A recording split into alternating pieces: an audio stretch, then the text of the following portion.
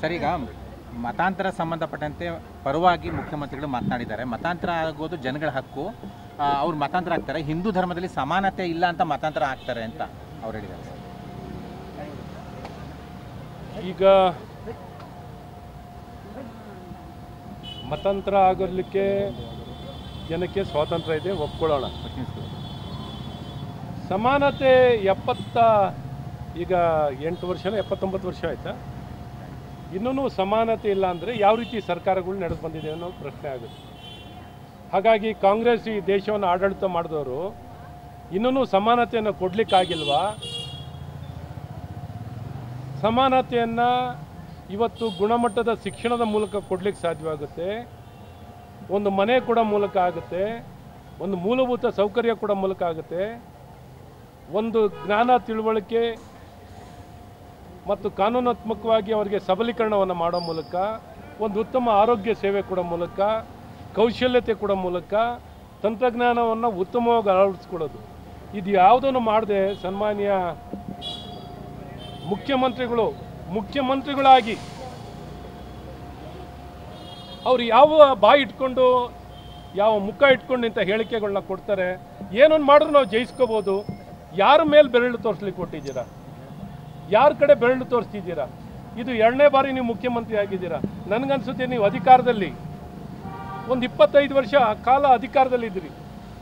ಒಂದು ಅಧಿಕಾರ ಇಲ್ಲದಾಗ ಪ್ರತಿಪಕ್ಷದ ನಾಯಕರಾಗಿದ್ದೀರಿ. ಹಾಗಾಗಿ ನೀವು ಯಾರನ್ನು ದೋಷಿಸ್ತೀರಾ? ಅಂದರೆ ಸರ್ಕಾರ ಅಷ್ಟು ಶಕ್ತಿ ಇಲ್ವಾ? ನಿಮ್ಮ ಆಡಳಿತಕ್ಕೆ ಶಕ್ತಿ ಇಲ್ವಾ? ನಿಮ್ಮ ಕಾರ್ಯಕ್ಕೆ ಶಕ್ತಿ ಇಲ್ವಾ? ಇನ್ನೊಂದು ದೋಷಿಸೋದು, ಯಾರನ್ನೋ ತಲೆಗೆ ಕಟ್ಟುವಂಥ ಈ ಪ್ರಯತ್ನಗಳನ್ನು ಬಿಡಿ. ಮತಾಂತರ ನಿಷೇಧ ಕಾಯ್ದೆ ಜಾರಿಯಲ್ಲಿದೆ, ನಿಮ್ಮ ಸರ್ಕಾರದ ಅವಧಿನಲ್ಲೇ ಬಂದಿತ್ತು. ಅದಿದ್ರೂ ಕೂಡ ಮತಾಂತರದ ಪರವಾಗಿ ಮಾತಾಡ್ತಾರೆ ಅನ್ನೋದೊಂದು ಆಕ್ಷೇಪ. ನೋಡಿ, ಮತಾಂತರ ನಿಷೇಧ ಮಾಡಿಲ್ಲ. ನಾವು ಮತಾಂತರವನ್ನು ನಿಷೇಧ ಮಾಡಿಲ್ಲ. ಸಂವಿಧಾನದಲ್ಲಿ ಮತಾಂತರನ ನಿಷೇಧ ಮಾಡಲಿಕ್ಕೆ ಅವಕಾಶ ಇಲ್ಲ. ಆದರೆ ನಿಯಂತ್ರಣ ಅಂದರೆ ಕಾನೂನಾತ್ಮಕವಾಗಿ ಪಾರದರ್ಶಕವಾಗಿ ನೋಟಿಫಿಕೇಷನ್ನು ವ್ಯವಸ್ಥೆಗಳಲ್ಲಿ ಪ್ರಕ್ರಿಯೆ, ಉತ್ತಮವಾಗಿರುವಂಥ ಪ್ರಕ್ರಿಯೆ, ಆ ಪ್ರೊಸೆಸ್ ಇರಲಿಲ್ಲ. ಸುಮ್ಮನೆ ಕರ್ಕೊಂಡೋಗಿ ರಾತ್ರಿ ಅವ್ನಿಗೆ ಏನಾಗ್ತಿದೆ ಅಂತ ಗೊತ್ತಿಲ್ಲ, ಸುಮ್ಮನೆ ಮತಾಂತರ ಅಂತ ಮಾಡಿಬಿಟ್ರೆ ಅದು ಮತಾಂತರ ಆಗುತ್ತಾ? ಒಬ್ಬ ವ್ಯಕ್ತಿಗೆ ಯಾವ ಒಂದು ಧರ್ಮಕ್ಕೆ ಸೇರ್ತಾ ಇದ್ದಾನೆ, ಆ ಧರ್ಮದ ಬಗ್ಗೆ ವಿಚಾರಣೆನೇ ಗೊತ್ತಿಲ್ಲದೆ ಇನ್ನೊಂದು ಧರ್ಮಕ್ಕೆ ತನ್ನ ಧರ್ಮ ಗೊತ್ತಿರಬೇಕು, ಅಥವಾ ಇನ್ನೊಂದು ಧರ್ಮದ ಬಗ್ಗೆ ತಿಳ್ಕೊಂಡು ಯಾವ ಕಾರಣದಲ್ಲಿ ನಾನು ಮತಾಂತರ ಆಗ್ತೀನಿ ಅಂತ ಅವನಿಗೆ ತಿಳ್ಕೊಂಡು ಆಗೋದಕ್ಕೆ ಸ್ವಾತಂತ್ರ್ಯ ಇದೆ. ಏನೂ ತಿಳುವಳಿಕೆಯಾದಂಥ ಅಮಾಯಕ ವ್ಯಕ್ತಿಗಳನ್ನು ಅವರ ಬಡಸ್ತನ ಕಷ್ಟವನ್ನು ಅಡ್ವಾಂಟೇಜ್ ತಗೊಂಡು ಮತಾಂತರ ಮಾಡೋವಂಥದ್ದು. ಹಾಗಾಗಿ ಇವತ್ತು ಸನ್ಮಾನ್ಯ ಮುಖ್ಯಮಂತ್ರಿಗಳೇ, ನಿಮ್ಮ ಸಾಕಷ್ಟು ನಮಗೂ ಒಬ್ಬ ಚುನಾಯಿತ ಪ್ರತಿನಿಧಿಯಾಗಿ ಭಾಳ ನೋವಾಗುತ್ತೆ. ನಾವು ಜನರ ಮುಂದೆ ತಲೆ ಎತ್ಕೊಂಡು ಓಡಾಡಬೇಕು ಅಂದರೆ ಇಂಥ ಅಸಹಾಯಕ ಜನವಿರೋಧಿ ಸರ್ಕಾರಗಳಿದ್ದರೆ ನಾವು ಹೇಗೆ ಪರಿಣಾಮಕಾರಿಯಾಗಿ ಕಾರ್ಯನಿರ್ವಹಿಸೋಕ್ಕಾಗತ್ತೆ?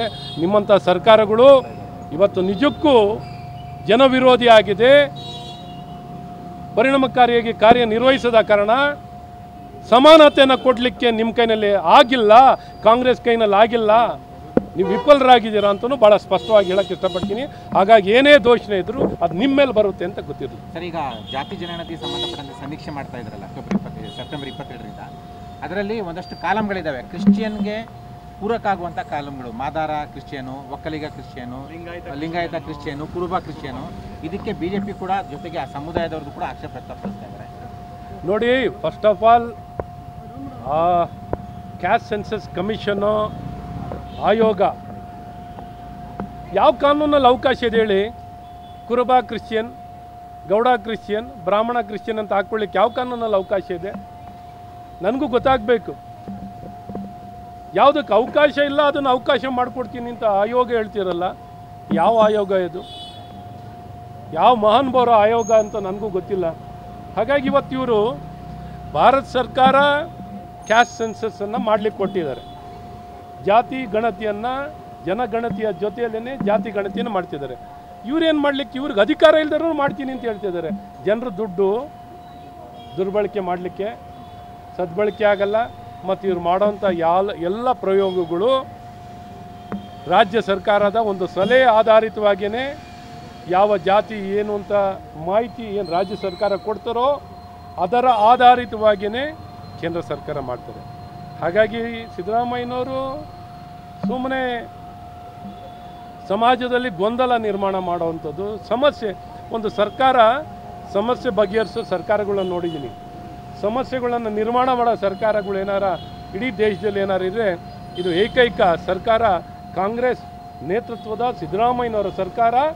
ಬೆಳಗ್ಗೆ ಎದ್ದರೆ ಸಮಸ್ಯೆ ಬಗೆಹರಿಸೋ ಸರ್ಕಾರಗಳು, ಈ ಸಮಸ್ಯೆ ನಿರ್ಮಾಣ ಮಾಡೋ ಸರ್ಕಾರ ಏನಾರು ಇದ್ದರೆ ಇದು ಸಿದ್ದರಾಮಯ್ಯನವರ ಸರ್ಕಾರ ಅಂತ ಭಾಳ ಸ್ಪಷ್ಟವಾಗಿ ಹೇಳೋಕ್ಕೆ. ಜಾತಿ ಕಾಲಮಲ್ಲಿ ನಾಸ್ತಿಕರಿಗೂ ಒಂದು ಕಾಲಂ ಕೊಟ್ಟವ್ರೆ ಸರ್, ಅದು ಅವಕಾಶ ಇದೆಯಲ್ಲ, ಅದ್ರ ಬಗ್ಗೆ ನಾನೇನು ಪ್ರಶ್ನೆ ಮಾಡೋಕ್ಕಾಗಲ್ಲ. ನಾಸ್ತಿಕರಿಗೆ ಅವಕಾಶ ಇದ್ದಾರೆ, ಒಳ್ಳೆಯದು. ನಾಸ್ತಿಕರಿದ್ದಾರೆ ಅಂತ ಅವ್ರು ಯಾರು ನಾಸ್ತಿಕರು ಕಾಲಮ್ಮು ಯಾವುದ್ರ ಮೇಲೆ ನಂಬಿಕೆ ಇಲ್ಲ, ಅದು ಹೇಳ್ಕೋಬೋದು, ಏನು ತೊಂದರೆ ಇಲ್ಲ.